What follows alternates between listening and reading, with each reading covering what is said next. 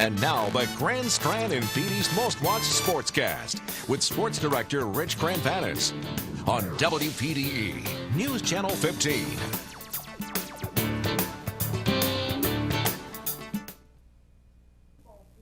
A sit-down meeting with athletic director Dick Baddour on Thursday to address the future of the program and head coach Matt Doherty.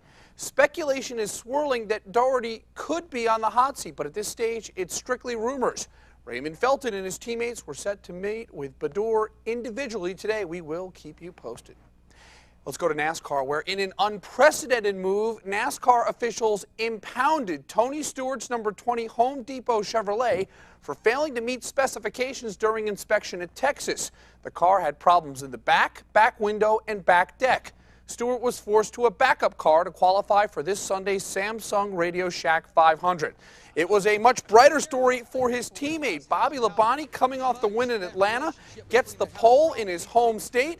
Bobby Labonte gets his second pole of 2003. Things are going good right now, and Texas is a track that we come to and really like coming here and going fast, and we've qualified good here in the past. Never been first, but we've been second, third a few times, so really excited about all these guys working real hard and getting a pole for us here. And we'll quickly look through the field. Jerry Nadeau, Ryan Newman, Elliott Sadler all qualified well at Darlington. Same story in Texas. And Jeff Gordon, Kevin Harvick, top 10. Rusty Wallace looking for his first win of 2003. As for Tony Stewart, he will start 21st in a backup car. So he did a real good job of taking that backup car and qualifying in the middle of the pack. This is the final day of spring training at the Atlanta Braves camp. The 2003 Myrtle Beach Pelicans baseball team will arrive on the Grand Strand late tomorrow. Manager Randy Engel returns for a second year with another strong roster of players. Pitcher McKay McBride was the South Atlantic League's most valuable pitcher in Macon last season. Joining him on the Pelican squad is third baseman Andy Marte. He won the Hank Aaron Award last season, giving to the top offensive performer in the Braves minor league system. The Pelicans begin the season on the road April 4th against Wilmington. But first, they'll have an exhibition game against the Charleston River Dogs at Coastal Federal Field on Tuesday. Oh, we're looking forward to breaking camp. I mean, our guys, I think they're ready to go. They're chomping at the bit right now. And we're looking at the first game is always something that we shoot for from the very last game of the season from last year. And it's coming upon us, very quickly now. And we're just trying to prepare and be ready as much as we can for that opening game before the season. And finally tonight, it is the end of an era here at WPD. Our colleague Keith Sterling is saying goodbye. For the past 5 years, Keith Sterling will certainly never be forgotten. Unfortunately, we should remember Keith for his great delivery, his trusted voice, and his credibility as a journalist. But I think in time and history, Keith Sterling will always be known for his infamous golf swing.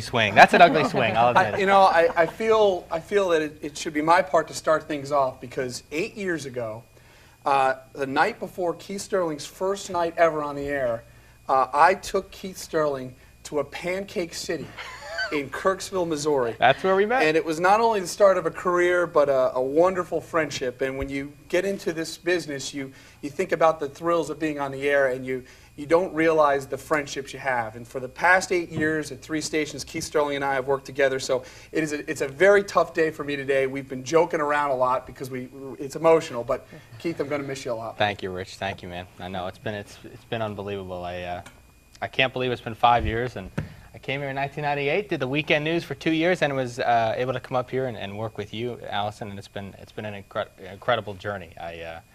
The South has been wonderful. A Yankee here has been made to feel so comfortable by everyone in the community. There's so many people, and just in this past week since I announced that my wife and I are moving on.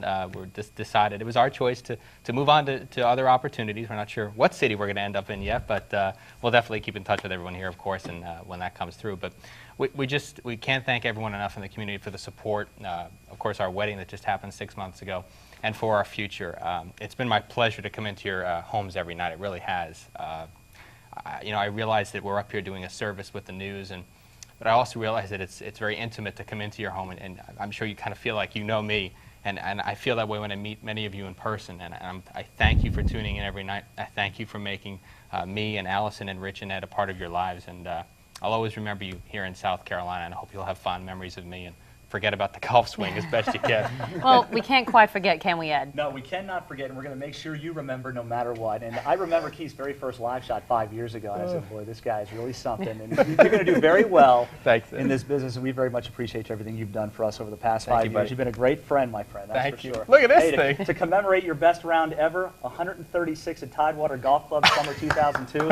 And a nice little quote here from Keith, completely without any mulligans. That's perfect. Something to be proud about, my I friend. love it. This is something I will treasure forever. 136. I know the golf pros are shivering right now, but that's one. Thanks, buddy. Well, Congratulations. we also want to do one more thing. Let's take a look back at just a bit of your career no. right now. Oh, boy. We don't want this. Everyone, we start tonight with a miraculous story. In his 5 years at WPDE, Keith Sterling covered everything from hurricanes Every once in a while, I walk a little too far out and I got to step back. to the hurricane. And while many things led to some good-natured ribbing, nothing more so than Keith's golf game, or lack thereof.